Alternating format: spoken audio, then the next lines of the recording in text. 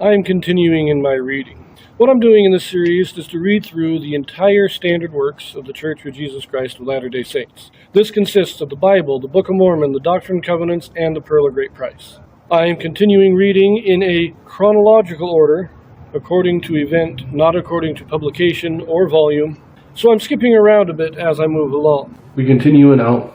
Right now we're doing the war chapters. In the Western Theater, we started chapter 58, and this is the taking of the city of Manti. And we start seeing signs here that the Nephites are having some internal struggles because Helaman is complaining about not getting enough support, not getting enough food for his army or reinforcements. But they are determined to take the city of Manti. They say their prayers. God says, yes, it'll be good. Go and do it. They set up the strategy, and the Lamanites chase them out.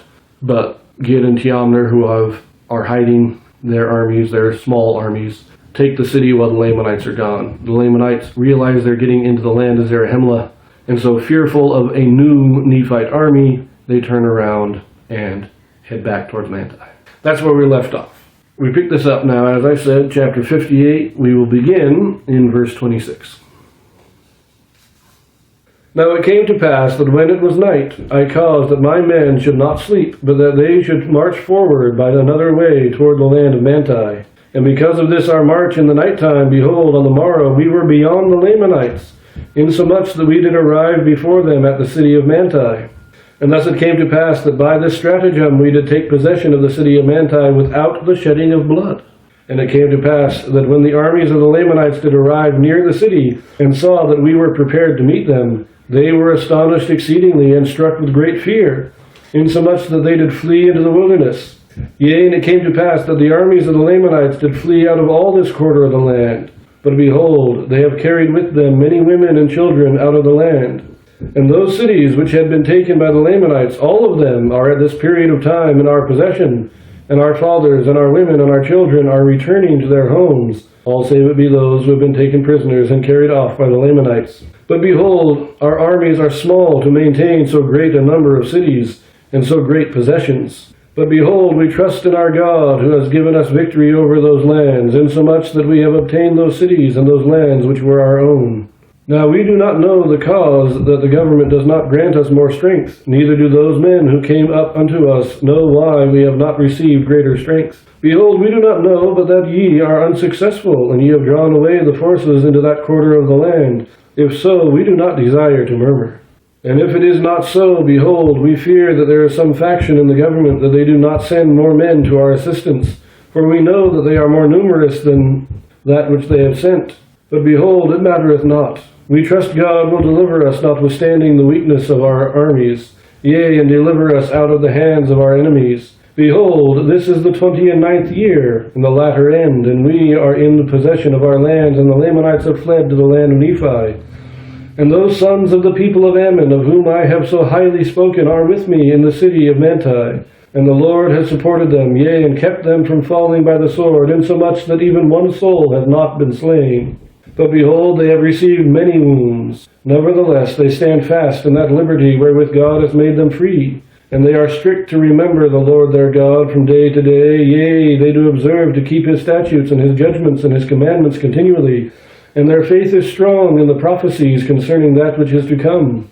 And now, my beloved brother Moroni, may the Lord our God, who has redeemed us and made us free, keep you continually in his presence. Yea, and may he favor this people, even that ye may have success in obtaining possession of all that which the Lamanites have taken from us, which was for our support. And now, behold, I close mine epistle. I am Helaman, the son of Alma. So remember that all of the story, all of the narrative that we get of Helaman and the sons of the stripling warriors, and all that stuff, all the Western theater of the war is recorded in an epistle or a letter written by Helaman and sent to Moroni.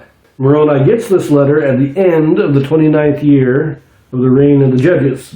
And that is just after, or shortly after, a few months maybe, after he has taken the city Gid and freed all the Nephite prisoners.